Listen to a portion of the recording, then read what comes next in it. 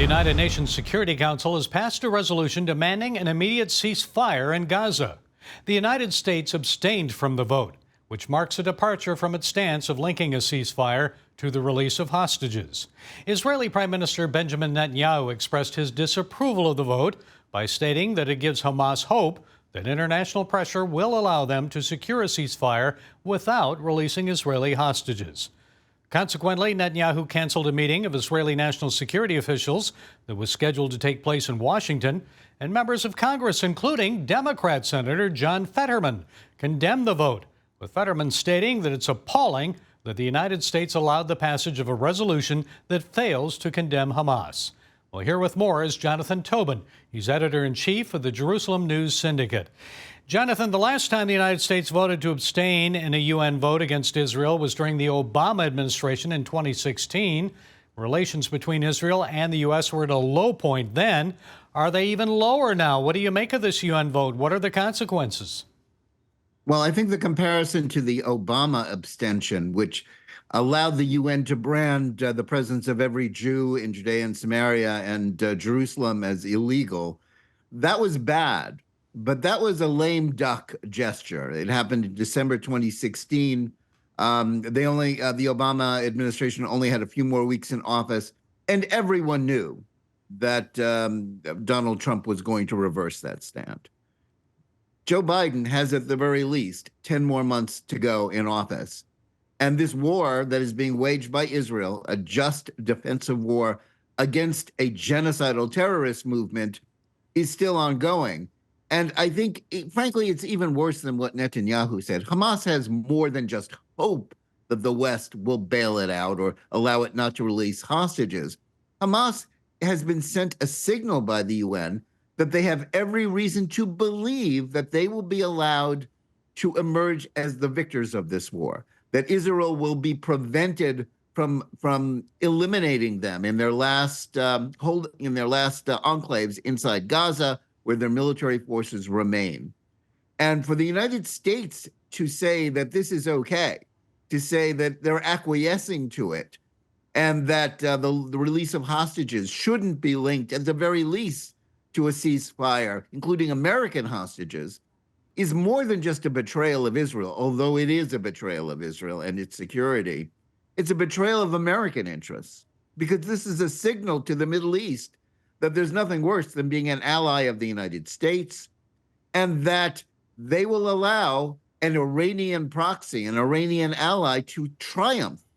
Why should anyone be an ally of the United States if we're going to let Iran get its way, if we're going to let genocidal terrorists like Hamas be allowed to get away with the largest mass slaughter of Jews since the Holocaust? So, Jonathan, it's a betrayal of American interests. Well, Jonathan, many of our viewers wonder why more pressure isn't being placed on Hamas to release all the hostages that they kidnapped, including children, before any ceasefire is considered. So, in your opinion, why isn't the Biden administration doing that?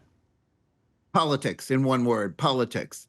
This administration, President Biden, the Democratic Party, leaders of the Democratic Party like Senate Majority Leader Charles Schumer, all are convinced, because they live in a leftist bubble, that the reason why they're trailing Trump in the polls, the reason why they look to be losing in Michigan, is that they have been insufficiently anti-Israel and too anti-Hamas. What they think they need to do is to signal the left-wing activist base that they're really against Israel, that they want Hamas to survive.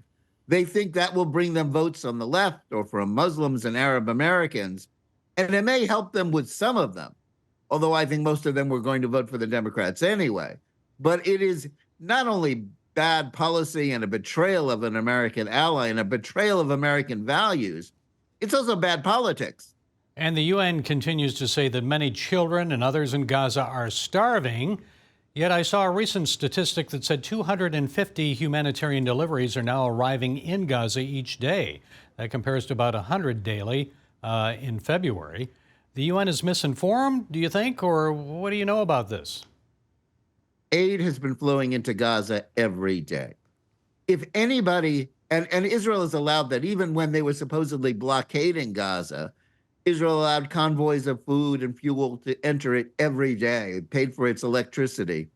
If anybody's starving in Gaza, and some people might be, just as people are definitely being hurt by this war that Hamas started, frankly, to the cheers of the Palestinian people, if they're starving, it's because Hamas is stealing the aid and using it, taking it into the tunnels, and using it only for their fighters and for themselves. They are harming their own people. And indeed, the more Palestinians are killed, the more Palestinians who starve, the better Hamas thinks it is, because all they're interested in is optics and pictures of people suffering so that Israel can be demonized. To put the onus on Israel, instead of putting the onus on Hamas, to lay down its arms, is to have all this backwards. It's a moral inversion and deeply, deeply wrong. And I'm cheered to see that some Democrats are pushing back against this, but not enough. This is a really bad thing that this administration has done. Its own voters should be revolting against it, but too many of them are locked into that same leftist bubble, indoctrinated with radical ideologies like critical race theory and intersectionality that falsely brand Israel and the Jews as white oppressors of people of color. This is nuts. This conflict isn't racial. Jews and Arabs are the same race. The majority of Israeli Jews are themselves people of color by the definitions of the American left, because they trace their origins to the Middle East and North Africa. This is all a moral catastrophe. And what must be done, the moral thing to do, if this was a morally serious government in Washington, it would be placing the pressure on Hamas. It would be demanding the release of the hostages instead of placing all the pressure on Israel to stop the war that is the only solution to this problem. Okay, Jonathan Tobin, during this Easter, as we approach Passover, there seems like even greater urgency to pray for the end of this war and the peace of Jerusalem. So thank you for sharing your insights. We appreciate you. Amen to that, and thank you.